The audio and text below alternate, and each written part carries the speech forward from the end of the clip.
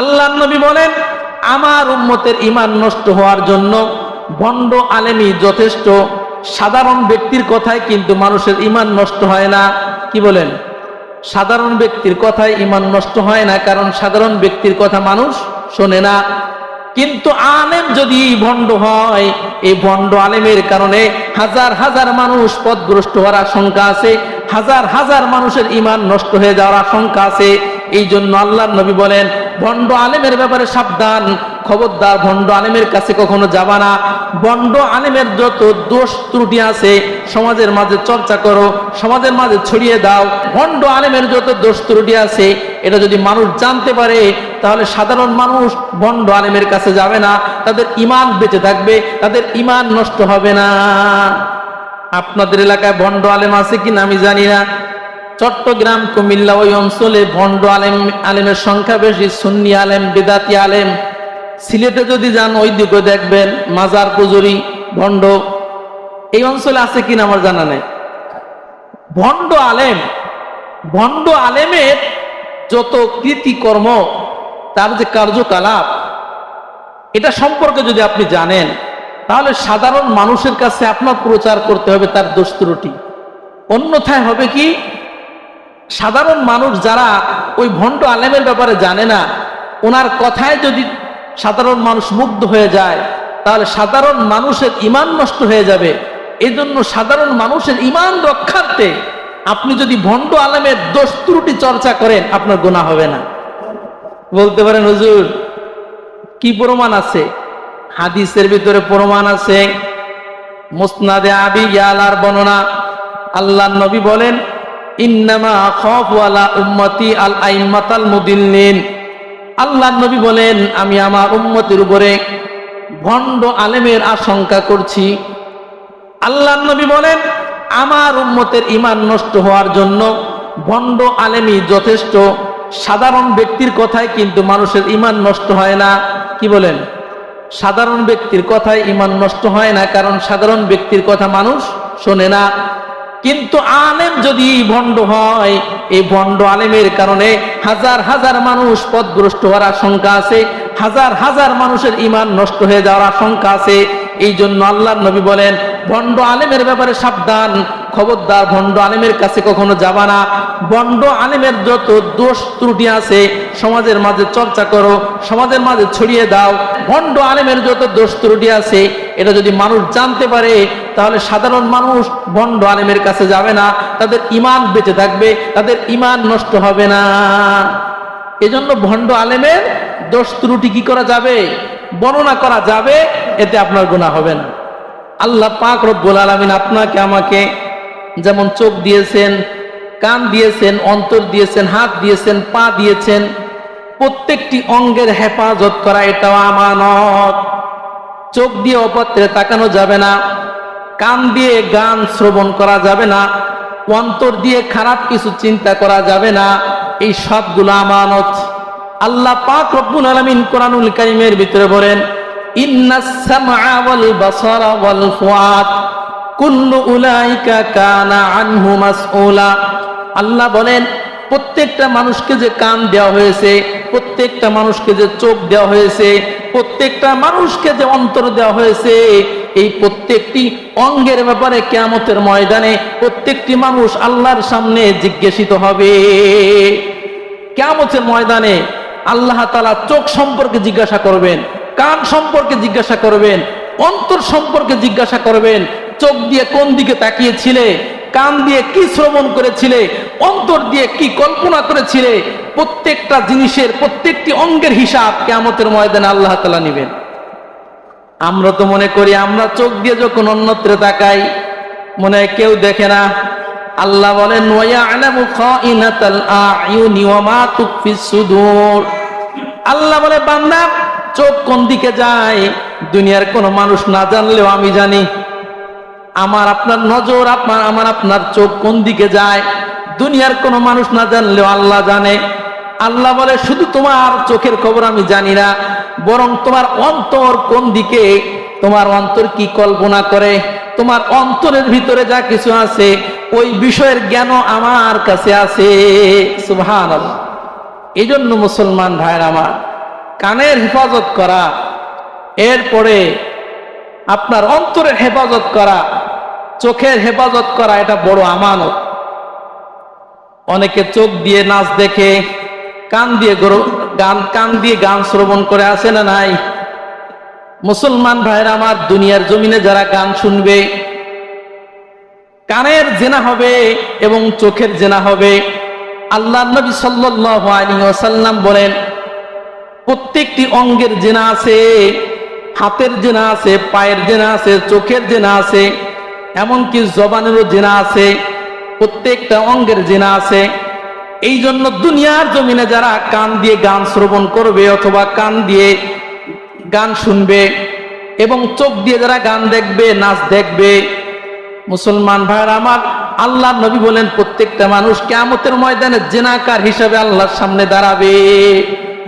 কোরআনুল কারীমের ভিতরে আল্লাহ বলেন, ওয়া মিনান নাসি মান ইয়াশতারি লাহওয়াল হাদীথি লিয়ুদিল্লা আন সাবিলিল্লাহ বিগাইরি ইলমিন ওয়া ইয়াত্তাখিযাহা হুজওয়া উলাইকা লাহুম আযাবুম মুহিন।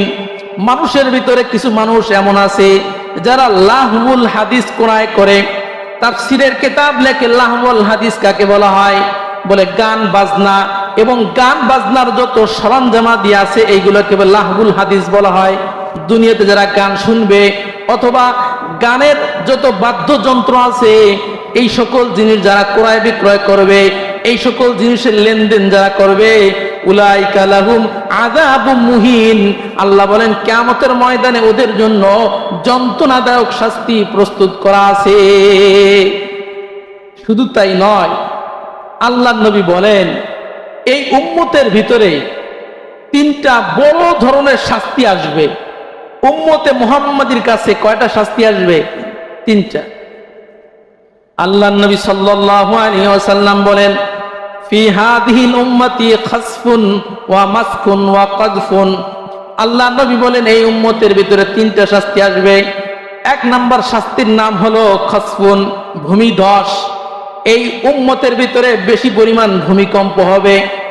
অন্যান্য উম্মতের কাছে যে পরিমাণ ভূমিকম্প হয়নি, তার চেয়ে উম্মতে মুহাম্মাদীর কাছে বেশি ভূমিকম্প হবে। ওয়া মাসকুন, এই উম্মতের চেহারা বিকৃত করে দেওয়া হবে। মানুষের চেহারা অন্যান্য প্রাণীর চেহারায় রূপান্তরিত হয়ে যাবে। ওই সময়টা হয়তো বা এখন আসে নাই, ভবিষ্যতে আসবে। মানুষের চেহারা বান্দরের মতন হয়ে যাবে, মানুষের চেহারা কুকুরের ন্যায় হয়ে যাবে, মানুষের চেহারা শূকরের ন্যায় হয়ে যাবে। আল্লাহর নবী বলেন শুধু তাই নয়, এবং আরেকটা শাস্তি হচ্ছে এই উম্মতের উপরে আসমান থেকে পাথরি বৃষ্টি বর্ষিত হবে।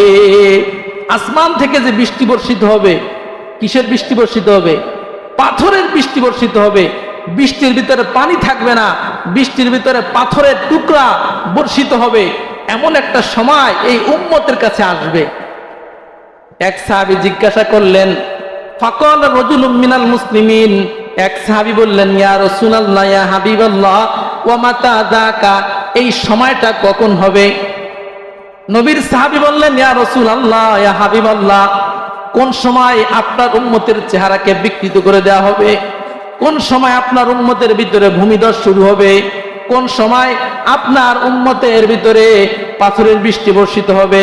আল্লাহ নবী বললেন, যখন সমাজের ভিতরে তিনটা গুনাহ ছড়িয়ে যাবে।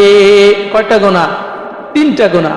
আল্লাহ নবী বলেন যখন সমাজের ভিতরে তিনটা গুনাহ ছড়িয়ে যাবে, তখন এই তিনটা বিপদ আসবে। আল্লাহ নবী বললেন, ইদা যহারাতিল কায়নাত ওয়াল মাআজিফ ওয়া শুরিবাতিল খুমুর।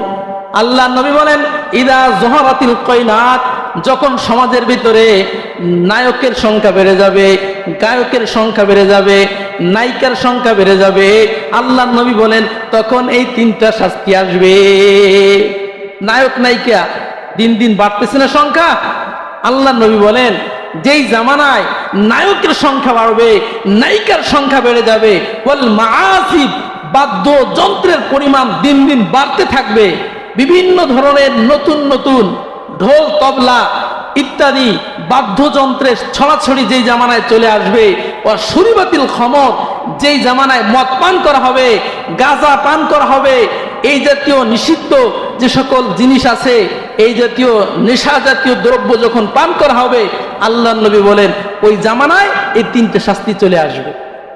তাহলে এই তিনটা অপরাধ আমাদের জামানায় আছে না? হ্যাঁ, নায়িকাদের সংখ্যা দিন দিন কমতেছে না বাড়তেছে? নায়িকাদের সংখ্যা দিন দিন বাড়তেছে। আল্লাহর নবী যে কথা বলছিলেন, এই অপরাধটা কিন্তু আমাদের সমাজে বাস্তবায়িত হয়ে গেছে। এরপরে দিন দিন গান বাজনার যে সরঞ্জামাদি বাদ্যযন্ত্র, এটাও কিন্তু দিন দিন বাড়তেছে। এরপরে মদ পান করা, এরপরে গাঁজা ইত্যাদি, এগুলোও কিন্তু শুরু হয়ে গেছে। হ্যাঁ, বিভিন্ন ধরনের নেশা সেবন করা, এটাও কিন্তু বাংলাদেশে শুরু হয়ে গেছে। আল্লাহর নবী বলেন এই সকল অপরাধ যখন সমাজের ভিতরে ঘটবে, তখন ওই সমাজের ভিতরে এই বড় বড় তিনটে শাস্তিও আসবে। এই জন্য মুসলমান ভাইয়ের আমার, আপনার আমার প্রত্যেকটি অঙ্গের হেফাজত করতে হবে। এই চোখ দিয়ে কখনো পরনারীর দিকে তাকানো যাবে না। আল্লাহর নবী বলেন এটা হচ্ছে এই নজর, এটা হচ্ছে শয়তানের একটা তীর। শয়তানের বিষাক্ত যে তীর আছে, তার ভিতরে একটা বিষাক্ত তীরের নাম হচ্ছে নজর। এই নজরকে হেফাজত করতে হবে। এরপরে কানকে হেফাজত করতে হবে, লজ্জাস্থানের হেফাজত করতে হবে, জবানের হেফাজত করা আরো জরুরি। সব জিনিসের প্রত্যেকটি অঙ্গের হেফাজত করা সম্ভব হলেও জবানকে নিয়ন্ত্রণ করা আমাদের পক্ষে কি হচ্ছে না? সম্ভব হচ্ছে না। অথচ আল্লাহর নবী বলেন জবানের হেফাজত করা এটা হচ্ছে সবচেয়ে বড় গুরুত্বপূর্ণ আমানত। আল্লাহর নবী সাল্লাল্লাহু আলাইহি ওয়াসাল্লাম বলেন মাইয়াজমানলি মা বাইনা লাহইহি ওয়া মা বাইনা রিজলাইহি আজমান লাহুল জান্নাহ। আল্লাহর নবী বলেন দুটি অঙ্গের হেফাজতের জিম্মাদারি যদি কেউ নিতে পারে, ওই ব্যক্তির জন্য আমি জান্নাতে যাওয়ার জিম্মাদারি নিতে পারবো। সুবহানাল্লাহ। দুটি অঙ্গের হেফাজতের জিম্মাদারি যে হয়ে যাবে, আল্লাহর নবী তার জন্য জান্নাতের জিম্মাদার হয়ে যাবে। আল্লাহর নবী বলেন এক নাম্বার মাইয়াজমানলি মা বাইনা লাহইহি।